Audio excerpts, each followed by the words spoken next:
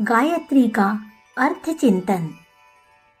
ओम भूर्भुवः स्वः तत्सवितुर्वरेण्यं भर्गो देवस्य धीमहि धियो यो नः प्रचोदयात्।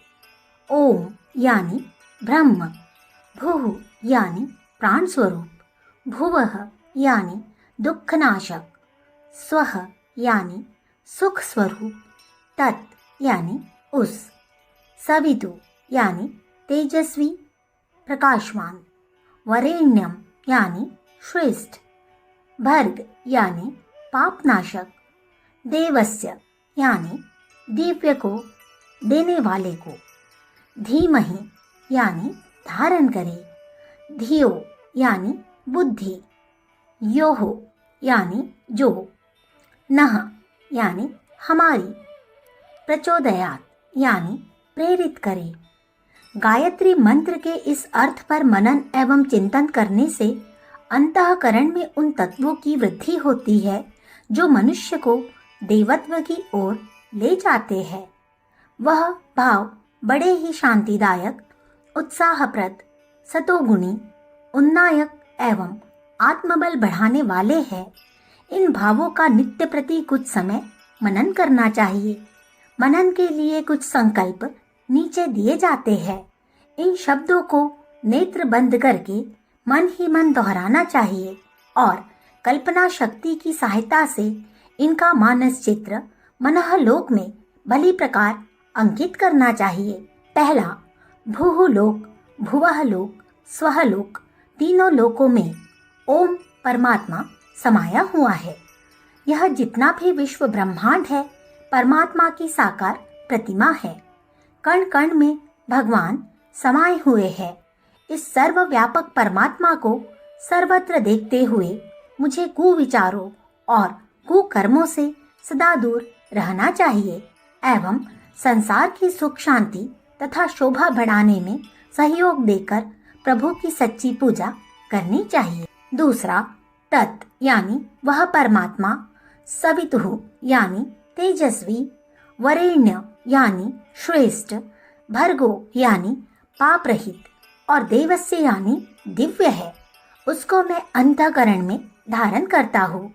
इन गुणों वाले भगवान मेरे अंतःकरण में प्रतिष्ठित होकर मुझे भी तेजस्वी, श्रेष्ठ, पाप रहित एवं दिव्य बनाते हैं। मैं प्रतिक्षण इन गुणों से युक्त होता जाता हूँ। इन गुणों की मात्रा मेरे मस्तिष्क तथा शरीर के कण कण में बढ़ती जाती है। मैं इन गुणों से ओतप्रोत होता जाता हूँ। तीसरा, यो यानी वह परमात्मा, नः यानी हमारी, धियो यानी बुद्धि को, प्रचोदयात् यानी सन्मार्ग में प्रेरित करे। हम सबकी, हमारे स्वजन परिजन की बुद्धि सन्मार्गगामी हो। संसार की सबसे बड़ी विभूति, सुखों की आदि माता सद्बुद्धि को पाकर हम इस जीवन में ही स्वर्गीय आनंद का उपभोग करें, मानव जन्म को सफल बनावे। उपरोक्त तीन चिंतन संकल्प पर धीरे धीरे मनन करना चाहिए। एक एक शब्द पर कुछ क्षण रुकना चाहिए और उस शब्द का कल्पना चित्र मन में बनाना चाहिए।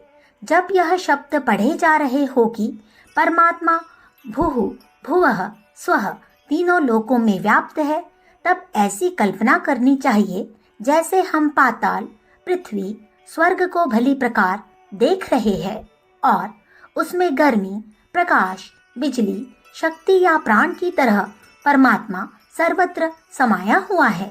यह विराट ब्रह्मांड ईश्वर की एक जीवित जागृत साकार प्रतिमा है। गीता में अर्जुन को जिस प्रकार भगवान ने अपना विराट रूप दिखाया है, वैसे ही विराट पुरुष के दर्शन अपने कल्पना लोक में मानस चक्षुओं से करने चाहिए। खूब जी भरकर इस विराट ब्रह्म के, विश्व पुरुष के दर्शन करने चाहिए और अनुभव करना चाहिए कि मैं इस विश्व पुरुष के पेट में बैठा हूँ। मेरे चारों ओर परमात्मा ही परमात्मा है। ऐसी महाशक्ति की उपस्थिति में कुविचारों और कुसंस्कारों और कुकर्मों को मैं किस प्रकार अंगीकार कर सकता हूँ। इस विश्व पुरुष का कण कण मेरे लिए पूजनीय है।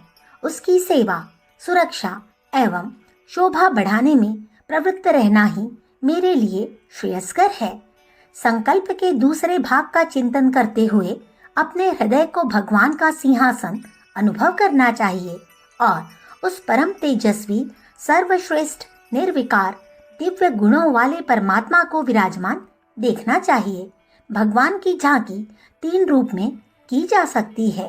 पहला विराट पुरुष के रूप में, दूसरा राम, कृष्ण, विष्णु, गायत्री, सरस्वती आदि के रूप में, तीसरा दीपक की ज्योति के रूप में।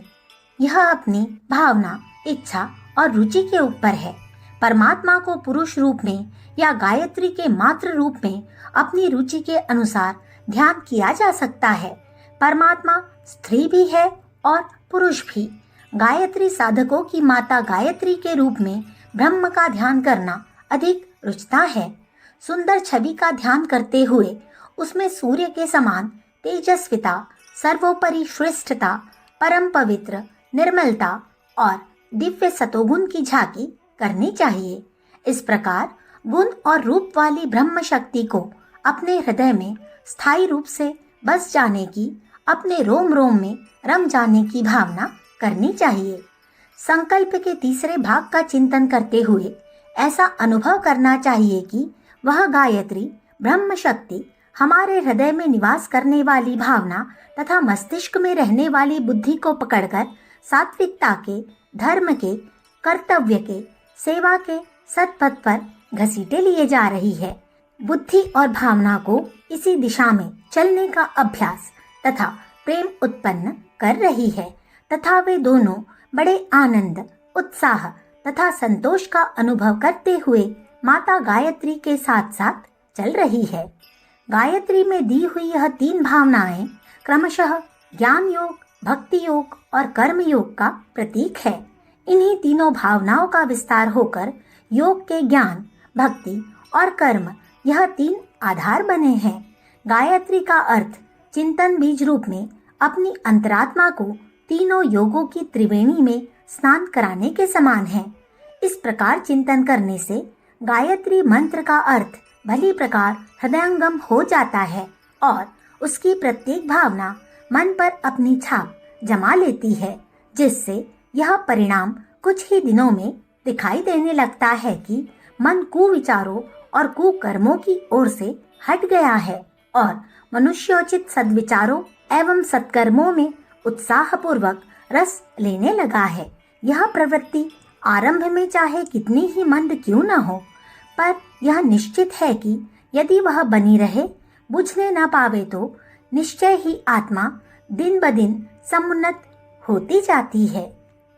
अखंड ज्योति, फरवरी सन 1950, पृष्ठ संख्या 25-26। हमारे YouTube चैनल विचार क्रांति दूत अखंड ज्योति पत्रिका को सब्सक्राइब करें एवं अगली वीडियोस प्राप्त करने के लिए बेल आइकन दबाएं। धन्यवाद।